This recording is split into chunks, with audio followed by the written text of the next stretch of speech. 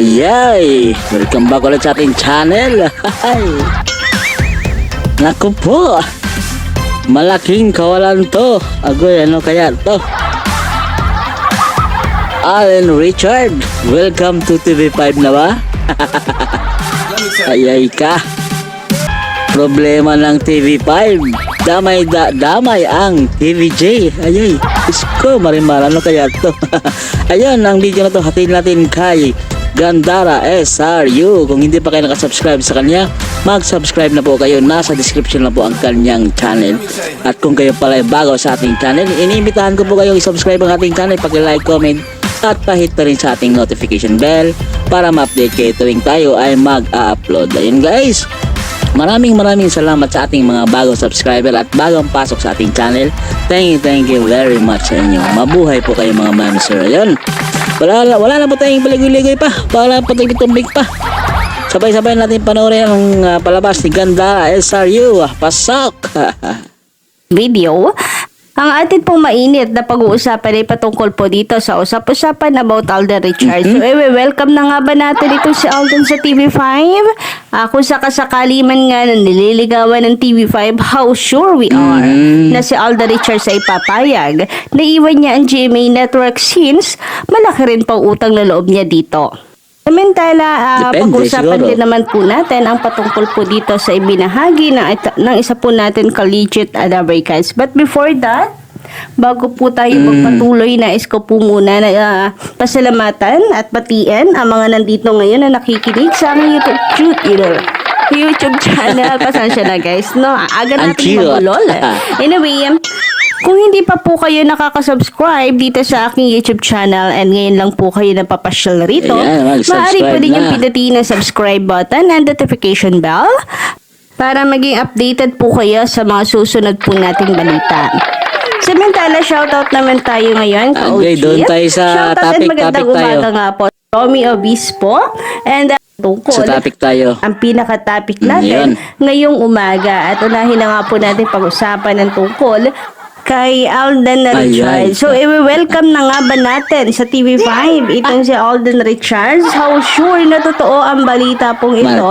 And TV5 nga kaya ang nanliligaw dito kay Alden Richards. Since legit na records din naman itong si Alden Richards and alam po natin na ang kanyang loyalty ay nasa TVJ pa rin, ay enough po kayong dahilan yon para iwan niya ang GMA Network Collegiate Records na malaki rin ang kanyang utang na loob. So sinasabi rin po niya ito, parehas siyang may utang na loob and sa sitwasyon nga po niya na paghihiwalay ng tape ka-OG ay parang nahati po siya at naipit sa gitna. Pero ngayon nga, Kaliyot Americans, mainit ang pinag-uusapan na nilaligawan siya ngayon ng isang TV station. And hula po ng marami, walang iba kundi TV5 ang manliligaw po dito. Imposibleng ABS-CBN daw dahil wala na raw pong TV channel. Ang ABS-CBN at content creator na lamang po sila ngayon. So, kung magkaganon, tatanggapin nga kaya ni Alden Richards ang offer po sa kanya kung sakasakali, and I doubt. Pera. Hindi ako, duda po ako Collegiate Records na basta-basta na lang po niya iiwan ang GMA Network. Lalo na ngayon na talagang tila sinisigurado din ng GMA Network ang loyalty ni Alden sa kanya at sunod-sunod ang project na ibinibigay po sa kanya rito. So, I think no. Yes, pero correct, kung sakasakali ay we're happy Collegiate Records na muli po siyang makakasama ng TVJ. Pero sa ngayon, ang tanging pag-asa po natin na sana'y makita po natin siya dito sa EAT ay yung promotion. Kung sakasakali. Siguro guys, pwede siguro na hindi siya pipirma ng kontrata, no? Para at least mapunta siya sa kabila. Pwede siyang mag-guest doon. Pwede siyang mag-participate doon. Pwede ba yung ganun? Tuloy na natin. Digital Records hayaan si Alden na mag-promote ng kanyang 5 breakups in a romance dito sa EAT.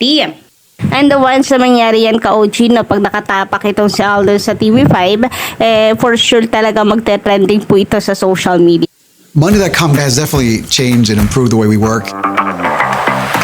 Having a place. Pagpepiestahan po yan ng mga marites sa social media.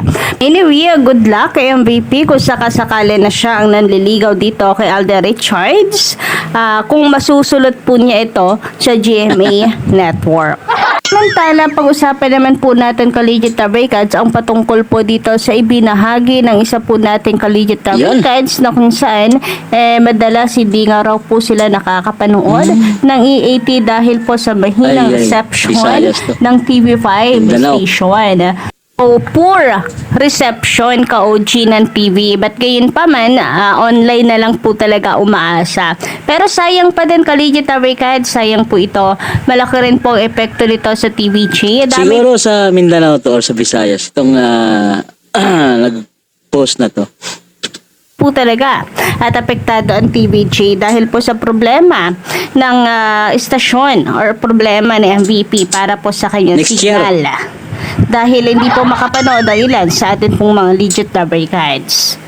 We're hoping na lang po talaga Collegiate Tabricats na mapahaba ang oras ng EAT para marami po Collegiate Tabricats na pumasok na commercials para makabawi po no sa MVP sa mga lugi po niya nitong mga nagdaang taon na wala pa ang TVJ po sa kanila. Upang sa gayon mapag-focusan na po nila yung mga bagay na importante ka-OG, no? I know mahabang taon pa talaga ang tatahakin ng TV5 bago po talaga mag-shine at tuluyang mataob ang GMA Network. Kailangan din syempre nila ng sarili po nilang mga celebrities para hindi na po nila kinakailangan na umasa po dito sa ABS-CBN. Yes. Though malaking tulong din po ang mga ito para po sa TV5, para umangat po ang TV5. Pero syempre iba pa rin kapag sarili pong artista ng TV5 at hindi po ng ABS. Samantala, sabi naman dito ni Miss Gerlin Calvario, mas bata daw kay Tash ang kapatid. Mas matanda pa po kay May na si Maha. Kaya alanganin, maybe Raisa or Karen yan. Ayan. Pwede rin guys, no, na Karen and Raisa para talagang bunsong-bunsong po ang dating. Pero ka-OG, okay lang din naman kung si Maha, since kaya naman pong bawiin ng beauty at Yan. ng talento or ng acting ang edad Collegiate Tabricats. Kayang-kaya niya mag-portray bilang bunsong kapatid. Although siya yung pinakamatanda po sa kanila. Anyway, ayun nga, marami po ang hula. Mas marami po ang hula na si Raisa yan o kaya si Karen. Kayo po ba kanino po ang boto nyo? Karen o Raisa? Ako Karen. Yes, Karen yan. Kailangan ni Karen ng more exposure, hindi lang po sa pagkanta. Kailangan niya rin po magsubok ng iba upang mas mapalawak po ang kanyang kaalaman sa hosting. Yung tipong kahit saan siya ilagay pwede. Multa. Samantala, sabi naman po dito ni Sir Romy Obispo, magandang umaga po Ma'am Gandara. Wala nang pag-asa yung fake balagta. Dahil lang naman yung rating nila, sumuko na kayo. Nako, asa pa po Sir Romy Obispo na sumuko, nasusuko po ang mga yan. Nako, makikipag-labanan po talaga yan sa TVJ. Para Bulaga tape pa. Nako. Malabong sumuko yan. Lahat gagawin para lang umangat. para ipamukha sa TVJ na mali ang kanila kinalaban or mali ang TVJ sa kanilang paniniwala na sila ang may-ari ng Itbulaga. Ganon.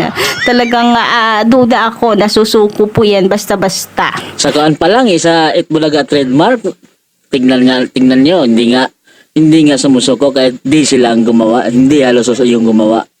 How much more sa noontime show pa, sa mga eksena nila, di ba? Tuloy na natin. Pero na lang kung masaid po ang lahat-lahat ng po pwede nilang pagpunan. Yes. Baka doon, sumuko po ang mga yan. Ngayon pa ba? Ngayon pa ba susuko ang mga yan? Hindi na. Ang GMA Network tumutulong na po sa kanila para tumutulong na dito sa Tape Bulaga, 'di ba? Collegiate Tabricats. So makikita po natin dito na desidido po sila na talunin ang TVJ. And Hindi tayo sila rin, makatalon yan. ipapakita rin po natin na tayo ay desidido na ipaglaban ang TVJ. Desidido na ipaglaban na TVJ is Itbulaga, Itbulaga is TVJ. Hanggat andyan yung TVJ, walang makakatalo niyan. Diyos mio, Marimar. Alam niyo na. Ipapamukha po natin sa kanila na TVJ has the right to claim the Yes. title of It Bulaga. O, diba? GMA, full support sa Tape Bulaga. Taong bayan naman na full support para sa TVJ. Samantala, sabi naman ni Miss Antea C. Bandal, bunsong kapatid ni Ellen, matanda pa si Karen Mama na kay yan. Maine. Mas bagay si Raisa kasi kaya rin niya bumato ng mga jokes. Riot yan pag nagkataon. Kasi si Aling Maliit may napatunayan na rin po kasi ito Kalejita Records, no? So po pwede rin nga na ang isali po nila dito ay si Raisa. Pero hindi rin. Naku, huwag niyo naman po masyadong galingan sa explanation. Huwag niyo naman na po akong Hirapan. pinapa-switch, pinapagduda sa aking hula. Nako, naninindigan pa rin ako. Karen po ito. Yes, Karen, Si Karen po yan. Karen. Anyway, yun lang po muna guys for Ayan. today. Pakomment na lang po sa baba ng mga hula rin po ninyo, Kalejita Breakers. Comment down Dahil below sa mga hula. nagbabasa po ako ng inyong mga komento.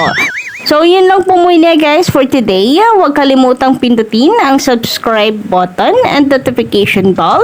Yan guys, isa na namang panibagong showbiz update ang ating pinanood or pinakinggan. Ayan, charot.